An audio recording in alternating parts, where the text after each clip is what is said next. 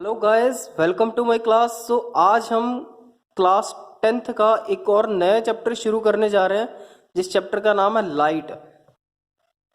तो सबसे पहले तो लाइट है क्या? कहते हैं लाइट जो है वो एक एनर्जी की फॉर्म है, that is a form of energy. और लाइट जो है वो वैक्यूम में और अलग अलग मीडियम में ट्रैवल करती है अलग अलग स्पीड से। और इसमें जो सबसे ज़्यादा स्पीड है वो वैक्यूम में लाइट की स्पीड सबसे ज़्यादा होती है in comparison to another medium के अकॉर्डिंग। क्लियर? क्योंकि जो दूसरे मीडियम है, जैसे वाटर का मीडियम हो गया, ग्लास का मीडियम हो गया, उसमें लाइट की स्पीड जो है वो कम हो जाती है। अगर वैक्यूम की बात करें, वैक्यूम में लाइट की स्पीड सबसे ज़्यादा होती है। ठीक है, तो वैक्यूम में लाइट की जो स्पीड है वो स्पीड होती है 3 × 10⁸ मीटर पर सेकेंड। अगर हम ट्रांसपेरेंट की बात करें, यहाँ पे हमने एग्जांपल लिया वाटर की, तो यहाँ पे जो लाइट की स्पीड होती है वो है 2.2 × 10⁸ मीटर पर सेकेंड। ठीक है, तो ये स्पीड होती है लाइट की। तो इसमें आपको रे ऑफ लाइट के बारे में भी पता होना चाहिए। अभी रे ऑफ लाइट क्या है, तो रे ऑफ लाइट आप समझ लो एक बार। देखो, कहते हैं लाइट है वो एक पॉइंट से दूसरे पॉइंट में ट्रैवल कर रही है। तो ध्यान से देखो, मैं यहाँ पे दो पॉइंट कंसीडर कर लेता हूँ। एक पॉइंट मेरा ये वाला है और एक पॉइंट ये वाला है। ठीक है, अब लाइट में be consider to travel from one point to another point. तो लाइट इस पॉइंट से और इस पॉइंट तक ट्रैवल कर रही है, that means one point to another point. ठीक है, तो लाइट एक पॉइंट से दूसरे पॉइंट तक ट्रैवल कर रही है अलोंग अ स्ट्रेट पाथ। तो जिस पाथ को वो फॉलो कर रही है, दैट मीन्स वो स्ट्रेट पाथ को फॉलो कर रही है। तो जिस पाथ को वो फॉलो कर रही है, सच स्ट्रेट पाथ, सच, पहले मैं यहां पे लिख देता हूं, लाइट में be considered as a travel from one point to another point.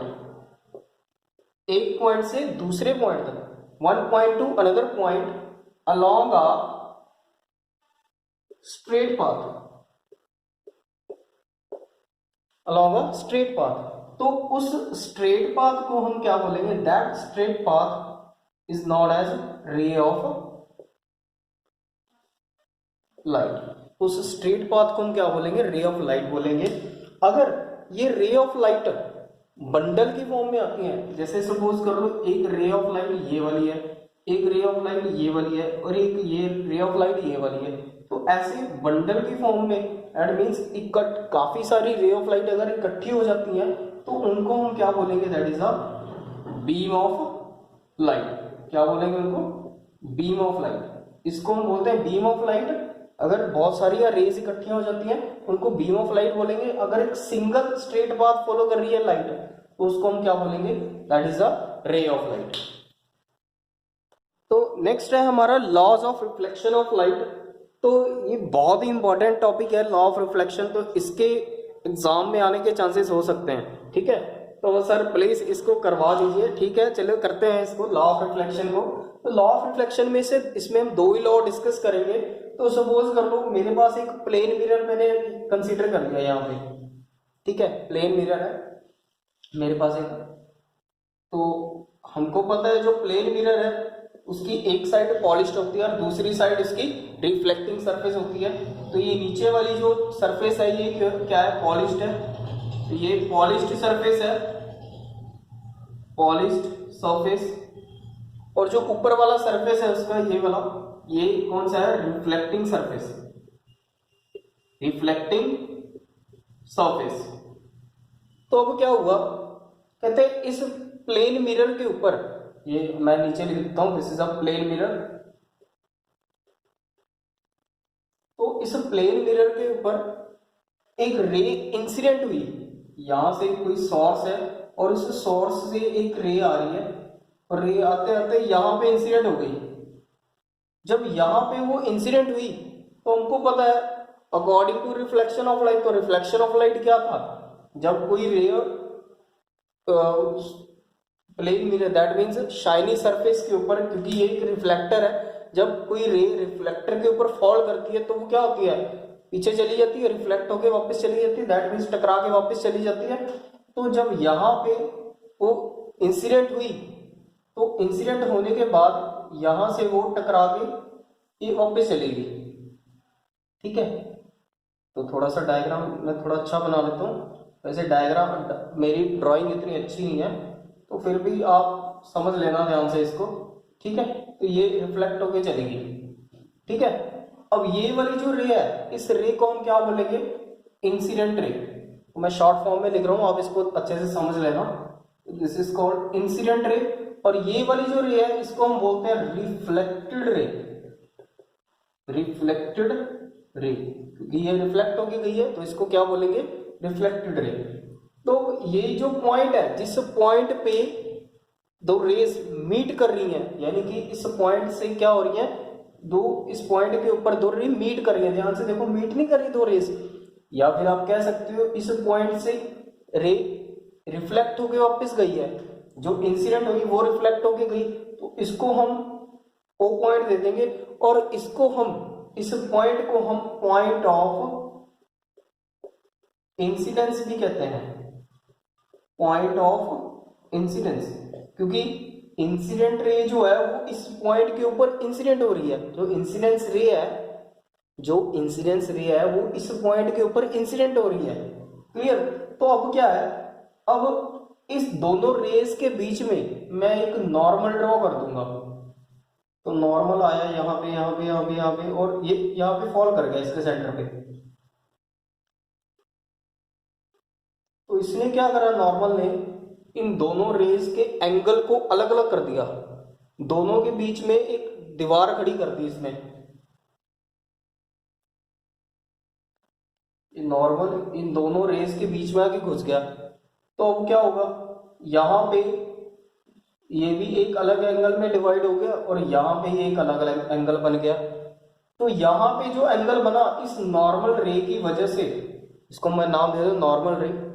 तो इस नॉर्मल रे की वजह से यहाँ पे जो एंगल बना, इस एंगल का नाम होगा एंगल आई, और इस एंगल का नाम होगा एंगल आर। और एंगल आई क्या है, that is the angle of incidence, और angle R is the angle of reflection.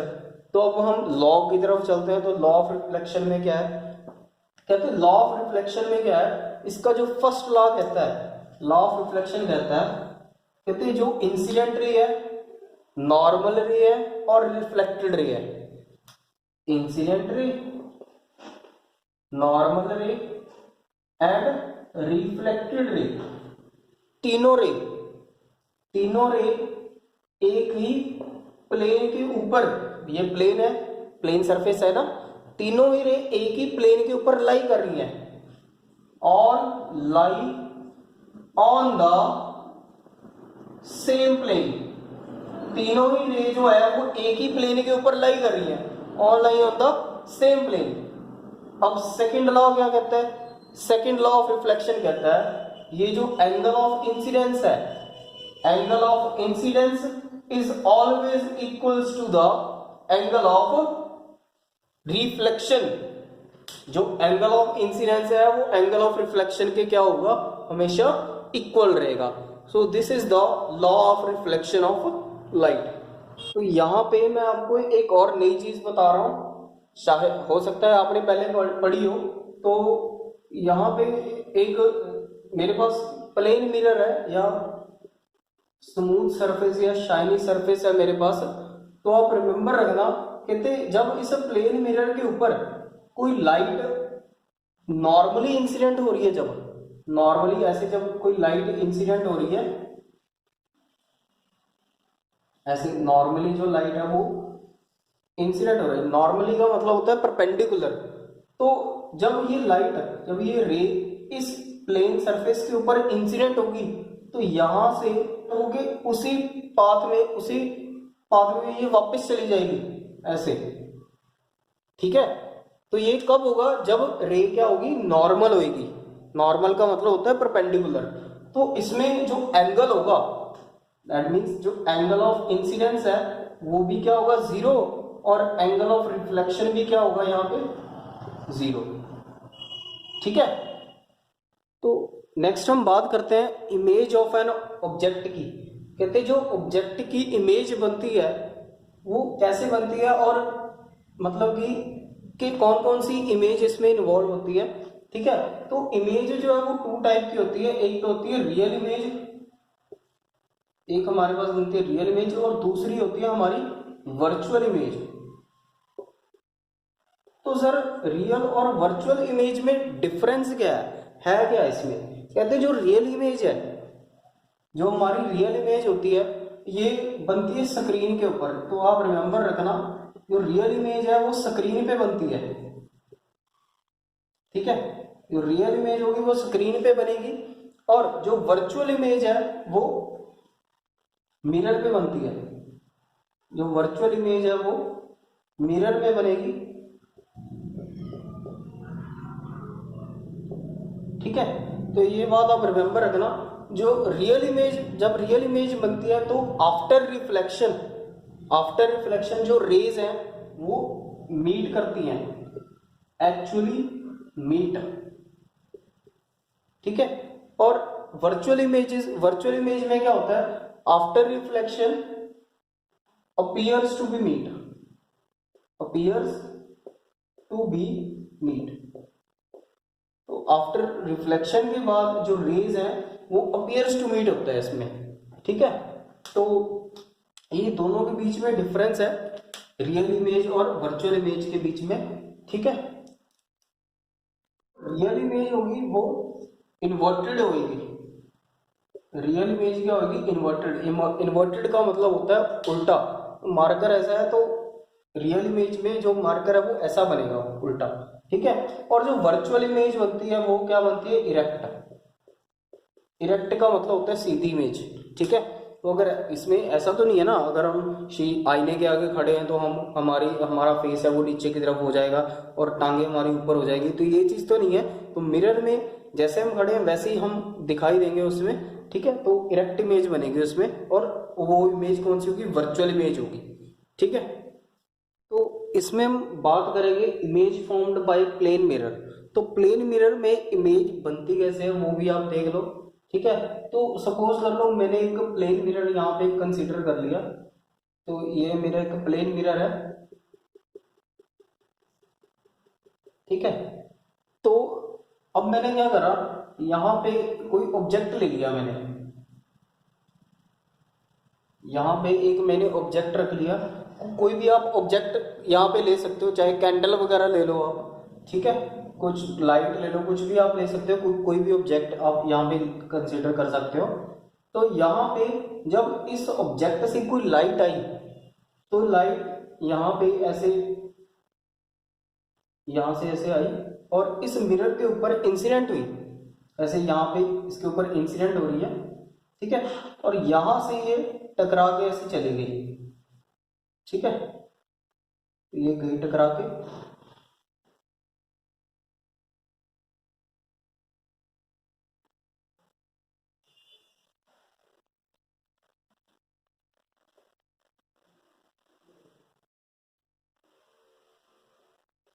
तो ऐसे फिर से यहां से एक और लाइट आई, तो ऐसे टकरा के चलेगी। ठीक है, और ये क्या क्या है हमारे पास, ये इंसिडेंट रे है और ये रिफ्लेक्टेड रे है। ठीक है, तो क्या होगा, यहाँ पे क्या है, एक ऑब्जर्वर है, कोई भी आई हम यहाँ पे बना लेते हैं, यहाँ पे तो कोई, हम इसको देख रहे हैं, दैट मीन्स इस ऑब्जेक्ट को हम इस मिरर में देख रहे हैं। ठीक है, तो यहाँ पे क्या है, एक ऑब्जर्वर खड़ा है, कोई भी खड़ा है यहाँ पे। ठीक है, चाहे मैं लगा लूं चाहे आप खड़े हो जाओ यहाँ पे, तो इस मिरर के अंदर ये ऑब्जेक्ट की इमेज बन रही है। तो वो इमेज हमको बनेगी कैसे, दैट मीन्स तो वो कुछ इस टाइप की इमेज बनेगी। तो ये दोनों रेज क्या होगी, वहां पे किसी एक पॉइंट पे अपीयर्स टू मीट हो जाएंगी।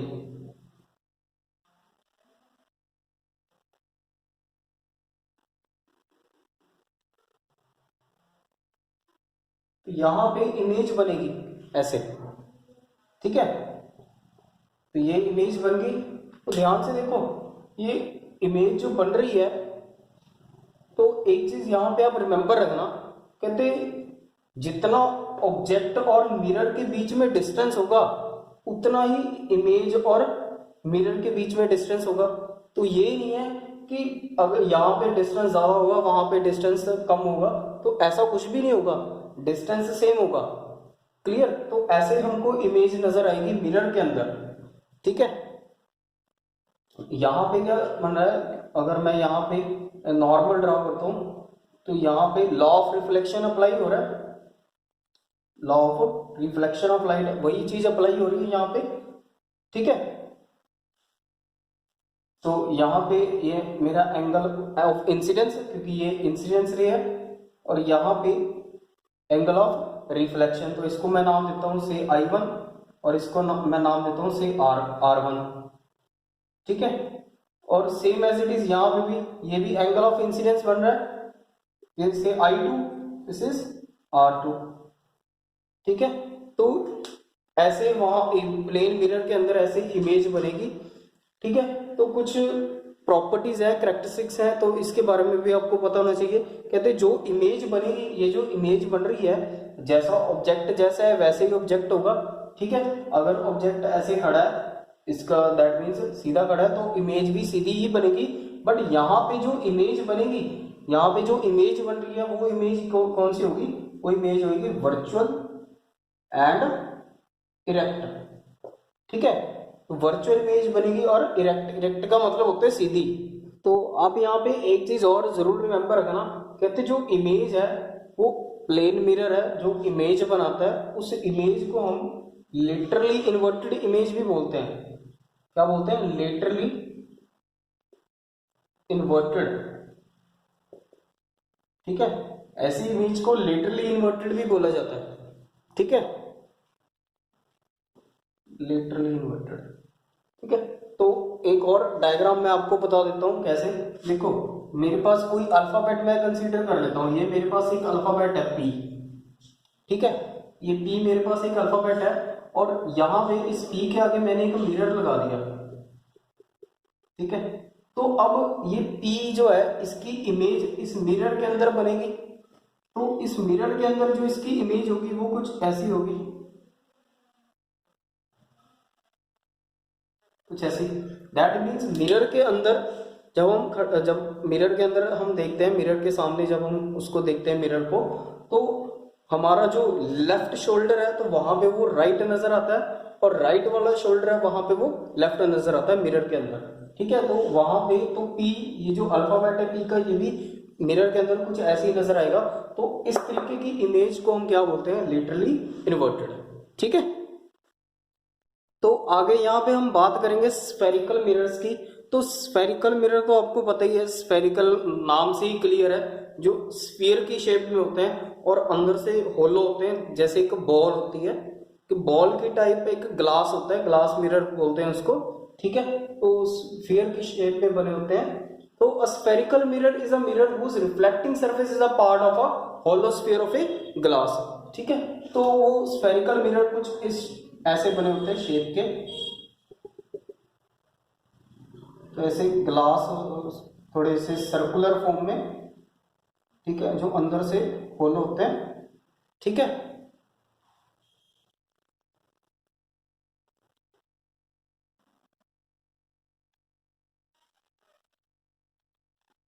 तो हमको ये भी पता है अभी जो मिरर है, जो स्फेरिकल मिरर है, उसकी दो टाइप्स हैं।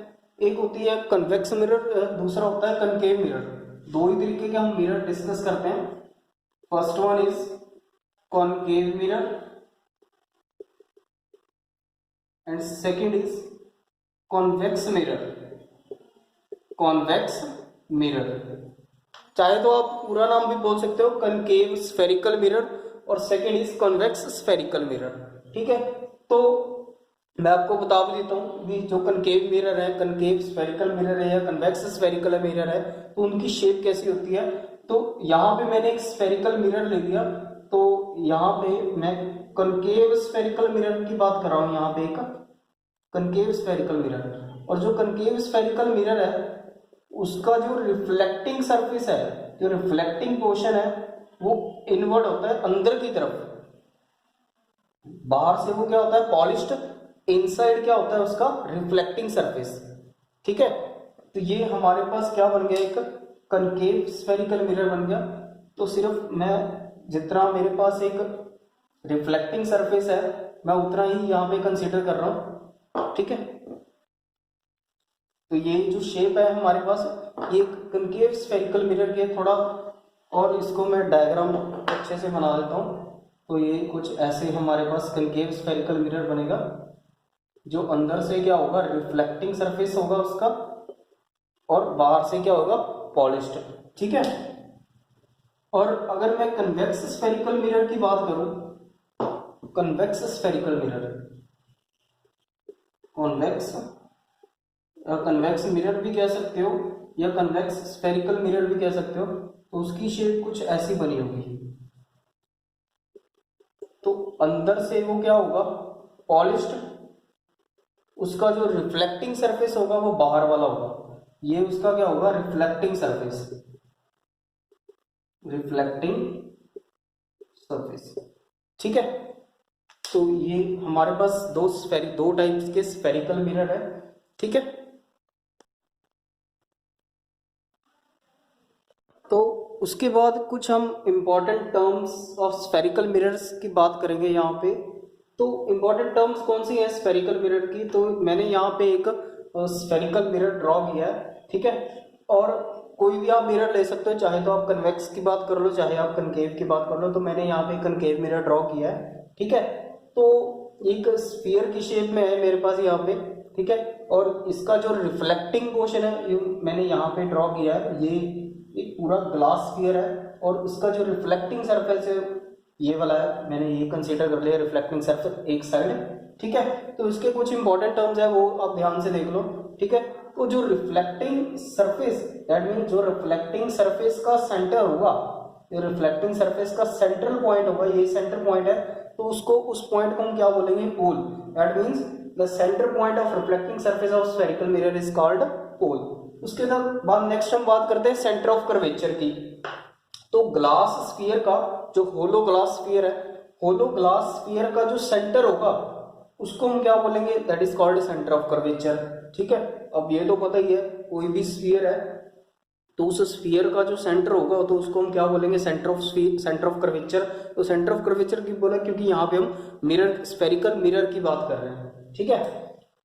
तो इसलिए उसका पूरा नाम सेंटर ऑफ कर्वेचर रखा गया है। उसके बाद नेक्स्ट हम बात करते हैं रेडियस ऑफ कर्वेचर।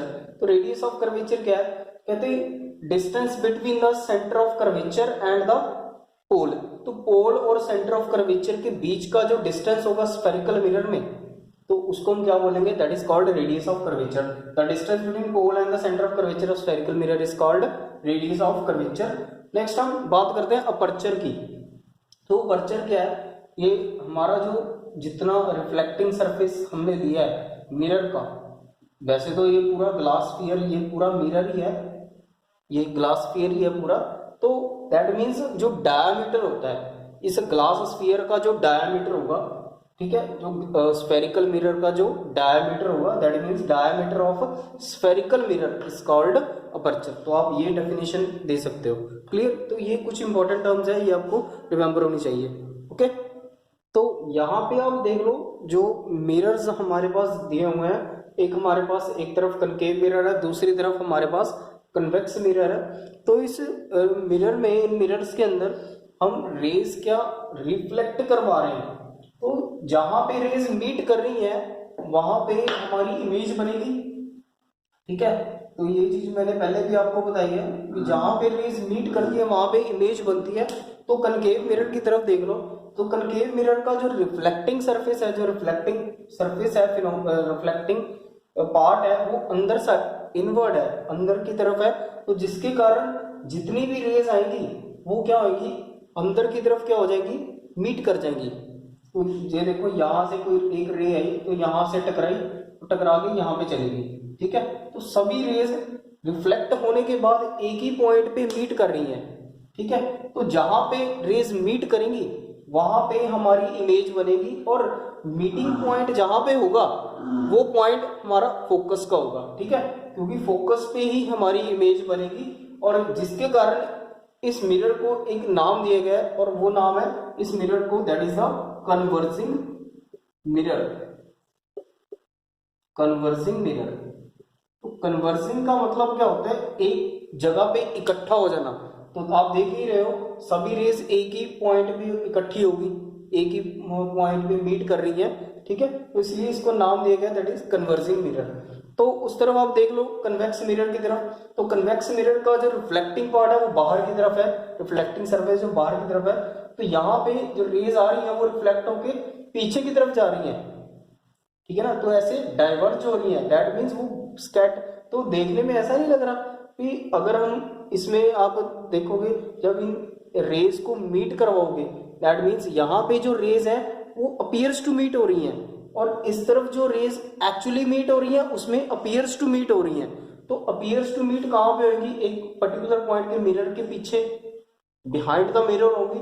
तो behind the mirror that means जिस पॉइंट पे वो मीट करेंगी अपीयर्स टू मीट होगा, जहां पे वो पॉइंट हमारा इमेज का होगा और फोकस का, ठीक है, दैट मीन्स जहां पे रेज मीट करेंगी वो वही पॉइंट फोकस का होगा, वही पॉइंट पे हमारी इमेज बनेगी, ठीक है।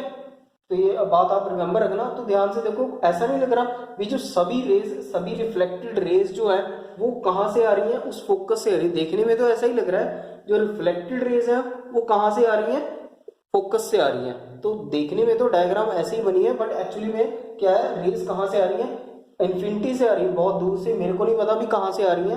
तो रिफ्लेक्ट होने के बाद जब अपीयर्स टू मीट हुई, सारी रेज अपीयर्स टू मीट हुई, तो जिस पॉइंट पे मीट कर गई वहां पे हमारी क्या बन गई, इमेज बन गई, दैट, और वो इमेज वाला पॉइंट कौन सा होगा, फोकस का। क्लियर। तो इसलिए इसको एक नाम दिया गया इस मिरर को, that is diverging mirror, diverging mirror. तो डाइवर्जिंग का मतलब होता है फैल जाना, स्कैटर हो जाना।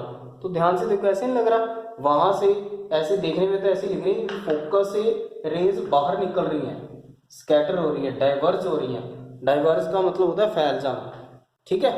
तो ये तो एक रिलेशन होता है, relation between radius of curvature and focal length of spherical mirror. तो फोकल लेंथ और फोकल लेंथ और रेडियस ऑफ कर्वेचर के बीच में एक रिलेशन होता है। कहते हैं जो फोकल लेंथ है स्फेरिकल मिरर की, जो फोकल लेंथ है जिसको स्मॉल एफ के साथ हम इसको डिनोट करते हैं, वैसे तो ये कोई बड़ा रिलेशन नहीं है, सिंपल सा एक रिलेशन हमने लिखना ही है। कहते हैं जो फोकल लेंथ है वो रेडियस ऑफ कर्वेचर का हाफ होती है। तो ये आप रिमेंबर रखना, ठीक है। That is a relation between focal length and radius of curvature of spherical mirror. चाहे तो आप r is equals to 2f भी आप लिख सकते हो, ठीक है। तो इसके बाद नेक्स्ट हम बात करेंगे image formation. Image formation by spherical mirror. तो इसमें हम इमेज फॉर्मेशंस आगे पढ़ेंगे स्फेरिकल मिरर की। तो दोनों की होगी, कन्वेक्स मिरर की भी होगी और कनकेव मिरर की भी होगी। तो वो आप देख लो, यहाँ पे पिक्चर आपको शो हो रही होगी, ठीक है।